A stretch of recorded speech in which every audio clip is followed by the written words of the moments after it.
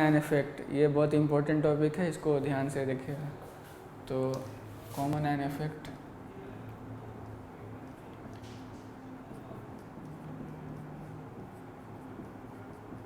Common ion effect. Common ion से क्या पता चलता है, मतलब कोई चीज़ कॉमन हो, मतलब जैसे कि AgCl हमारे पास है इक्विलिब्रियम में। सपोज AgCl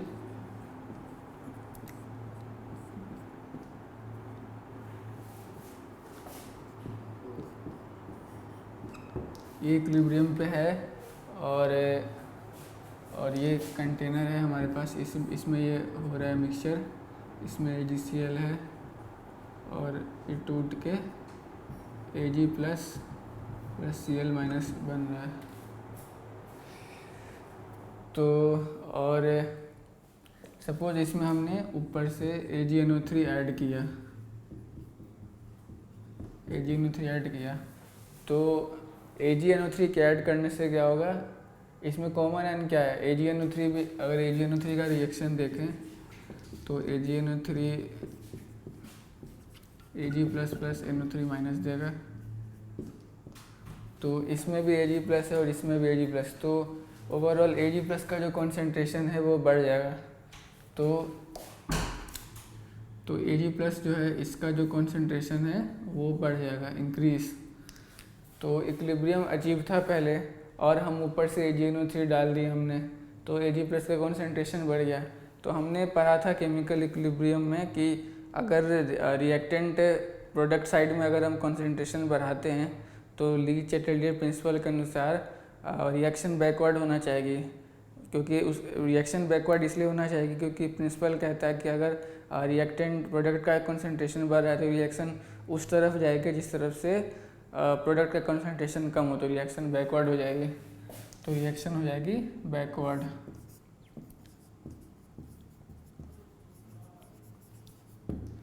तो और फॉरवर्ड होने पे सॉल्युबिलिटी बढ़ती थी रिएक्शन की, अब वापस पीछे जाएगा, सॉल्युबिलिटी कम हो जाएगी। तो कॉमन एन इफेक्ट में यही होता है कि जैसे कोई सॉल्ट इक्विलिब्रियम पे एग्जिस्ट कर रहा है, इक्विलिब्रियम उसके अचीव हो गई है, लेकिन हम एक्स्ट्रा कुछ ऐसा कोई और सॉल्ट डाल दें जिसमें कि कोई एक आयन दोनों में कॉमन है, तो इससे उस पर्टिकुलर सॉल्ट की जो स्पेरिंगली सॉल्यूबल है उसकी सॉल्युबिलिटी बढ़ जाती है because of common an effect.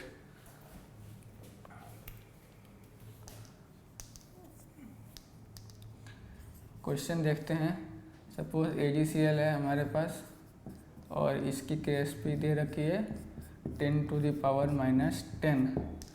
तो हमसे पूछता है फाइंड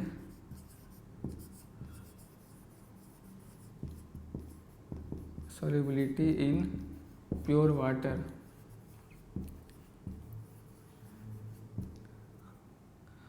ये फर्स्ट पार्ट हो गया और सेकंड पार्ट पूछता है 0.1 मोलर AgNO3।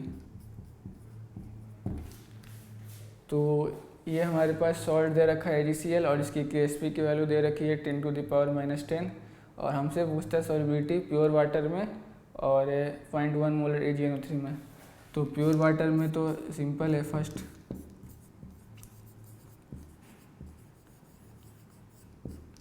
प्योर वाटर में नॉर्मल लगा देंगे, ऐसे रिएक्शन ये होगा प्योर वाटर में, इसकी कॉन्सेंट्रेशन S हो जाएगी, इसकी भी S हो जाएगी, तो KSP कितनी हो जाएगी S² that is equal to 10⁻⁻10। तो यहाँ से सॉल्युबिलिटी कितनी आ गई 10⁻⁻5। तो प्योर वाटर में सॉल्युबिलिटी हो गई 10⁻⁻5 मोल पर लीटर ऑफ कोर्स। अब AgNO3 में निकालते हैं, तो AgNO3 डालने पे क्या हो जाएगा रिएक्शन, जैसे AgCl था इक्विलिब्रियम पे, तो इसकी कॉन्सेंट्रेशन S थी, इसकी भी S थी। ये S कब थी, जब AgNO3 ऐड नहीं हुआ है। अब इसमें मैंने AgNO3 ऐड कर दिया, तो AgNO3 के आने से क्या होगा, Cl माइनस को तो कोई इफेक्ट होगा नहीं, उसकी कॉन्सेंट्रेशन चेंज नहीं होगी, Ag प्लस की कॉन्सेंट्रेशन बढ़ जाएगी, तो ये हो जाएगी 0.1 प्लस S, क्योंकि AgNO3 से 0.1 Ag प्लस मिलेगा। और इसकी एस रहेगी। तो के एस पी की वैल्यू कितनी हो जाएगी 0.1 प्लस एस इंटू एस। तो ये के एस पी की वैल्यू हो गई। और अब यहाँ देखिए, यहाँ पे एक इम्पॉर्टेंट बात है, यहाँ पे की एस पी की एस की वैल्यू 10⁻⁵ है, ठीक है। और यहाँ पे हमने AgNO3 ऐड कर दिया, तो कॉमन एन इफेक्ट से इसके एस की सॉल्युबिलिटी की वैल्यू और कम हो जाएगी।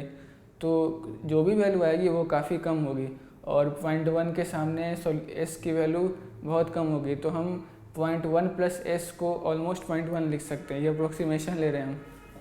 तो इसको के एस पी की वैल्यू लिख देते हैं 0.1 S, where 0.1 plus S is approximately equal to S. ये हमने अप्रोक्सीमेशन लिया है, तो ये हो गया। और के एस पी कितने दे रखी है 10⁻⁻10 प्लस 2.1 एस। तो एस की वैल्यू हो गई 10⁻⁹। और यहाँ पे कितनी थी 10⁻⁵। तो काफ़ी अंतर आ गया। यहाँ पे 10⁻⁵ थी और AgNO3 बुलाने से 10⁻⁹ हो गई। सॉल्युबिलिटी काफ़ी 10⁻⁴ टाइम्स डिक्रीज कर गई, 10⁻⁴ टाइम्स डिक्रीज कर गई। करते हैं, सपोज हमारे पास सॉल्ट है एक Ag2C2O4।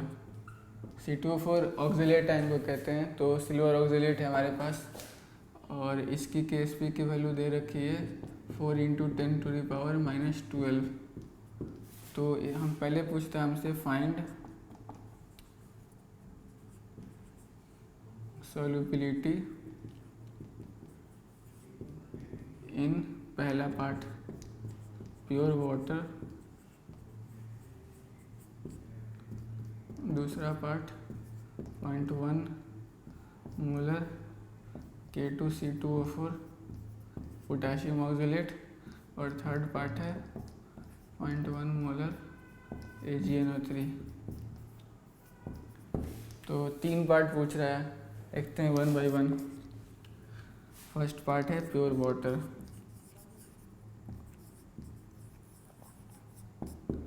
तो रिएक्शन क्या होगा, Ag2C2O4 ये बनाएगा 2Ag प्लस C2O4 2-। तो ये हो गया।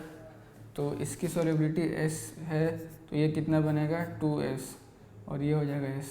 तो KSP की वैल्यू क्या हो जाएगी 2S का होल स्क्वायर, क्योंकि इसकी स्टोइचियोमेट्रिक कोफिशिएंट 2 है, और इंटू S बराबर 4S³। और इसकी वैल्यू क्या दे रखी है 4S³ की KSP की वैल्यू दे रखी है 4 × 10⁻⁻12, ये रही। तो 4 × 10⁻⁻12, तो सॉल्युबिलिटी कितनी हो जाएगी 10⁻⁴ मोल्स पर लीटर। तो ये सॉल्युबिलिटी होगी सिल्वर ऑक्सलेट की प्योर वाटर में। अब देखते हैं 0.1 मोलर K2C2O4 में।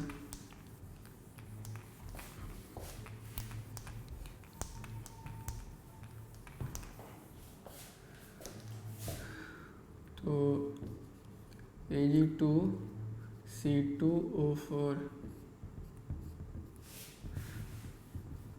Ag2Ag plus C2O4 2-। तो इक्विलिब्रियम पे इसकी कॉन्सेंट्रेशन थी 2S, इसकी थी S। और इसमें हमने क्या डाला है पोटेशियम ऑक्जिलेट डाला है 0.1 मोलर। तो ऑक्जिलेट आयन इसमें भी है और पोटेशियम ऑक्जिलेट सॉल्ट में भी है। तो कॉमन क्या है ऑक्जिलेट आयन, तो कॉन्सेंट्रेशन किसकी चेंज होगी, इसकी चेंज होगी। तो इक्विलिब्रियम डिस्टर्ब होगा, तो उससे फिर सॉल्युबिलिटी की वैल्यू चेंज हो जाएगी। तो ये तो 2S ही रहेगा, और ये हो जाएगा S + 0.1। तो यहाँ देखिए सॉल्युबिलिटी 10⁻⁴ है प्योर वाटर में। अब हम इसमें पोटेशियम ऑक्जिलेट ऐड कर रहे हैं, तो सॉल्युबिलिटी और कम हो जाएगी। तो यहाँ भी अप्रोक्सीमेशन लगा सकते हैं कि S.1 के सामने काफ़ी कम है, तो इसको S + 0.1 को हम ऑलमोस्ट 0.1 लिख सकते हैं। तो ये भी हो जाएगा ऑलमोस्ट 0.1।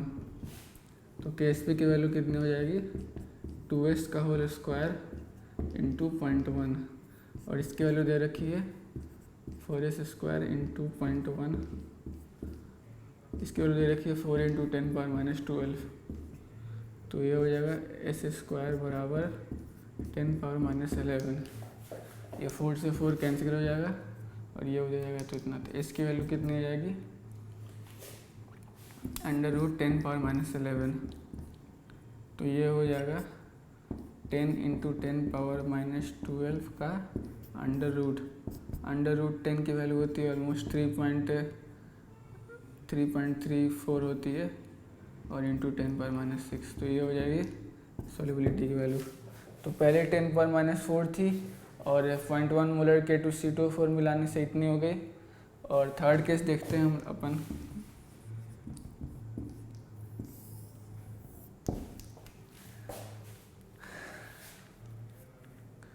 थर्ड केस है 0.1 मोलर AgNO3।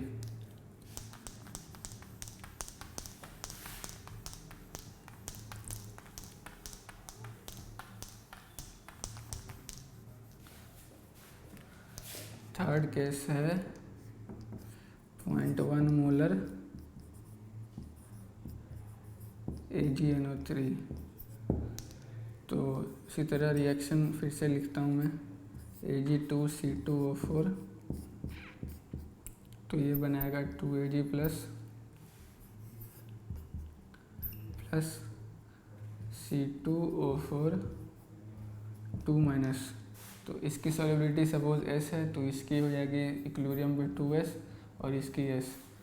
तो ये इक्विलिब्रियम पे सॉल्युबिलिटी है तो हम इसमें 0.1 मोलर AgNO3 ऐड कर रहे हैं। तो AgNO3 और इसमें क्या कॉमन आयन है Ag+। तो ऑक्सिलेट आयन की तो कॉन्सेंट्रेशन चेंज होगी, इसकी वैल्यू में कोई इफेक्ट नहीं आएगी। और Ag+ की कॉन्सेंट्रेशन चेंज हो क्या हो जाएगी 2S + 1.1। तो ये इतना हो जाएगा और इसकी S रहेगी। फिर यहाँ पे वही एक अप्रोक्सीमेशन लगाना है कि 0.1 2S 0.1 के सामने बहुत कम है तो इसको हम अप्रोक्सीमेटली लिख देते हैं 0.1।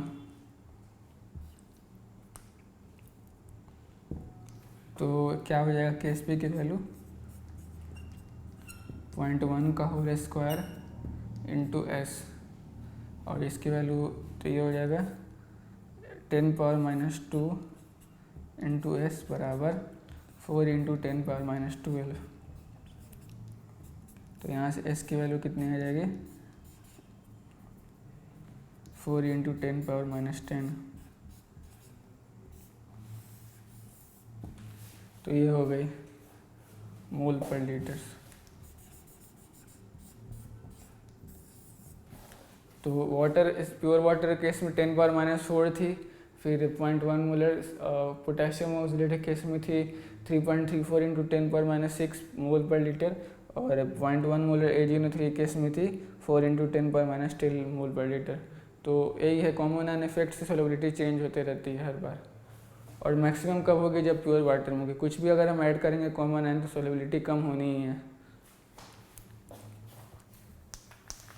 AgCl है हमारे पास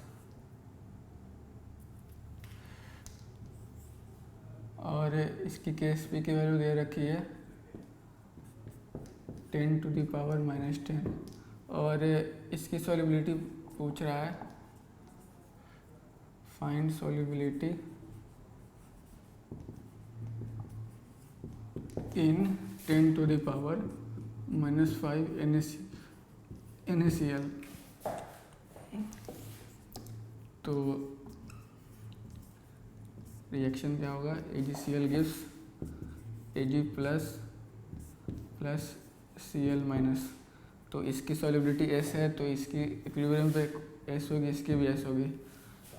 तो और इसमें हम 10⁻⁻5 NaCl ऐड करें तो इसमें कॉमन आयन क्या है Cl- है और इसमें भी Cl- है। तो Ag+ में कोई इफेक्ट नहीं होगा कॉन्सेंट्रेशन में और Cl- में चेंज हो जाएगा। तो ये हो जाएगा S + 10⁻⁻5 और ये ऐसी रहेगा।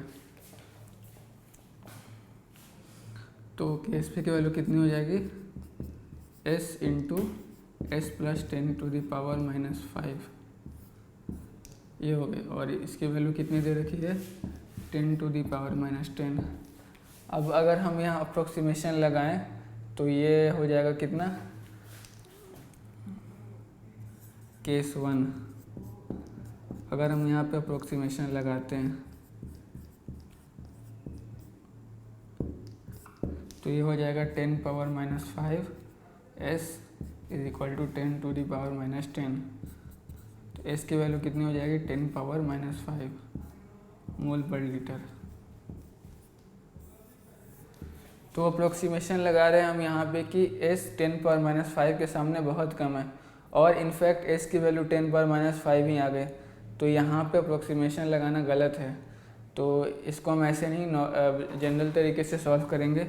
तो यहाँ मैं केस 2 ले रहा हूँ विदाउट अप्रोक्सीमेशन।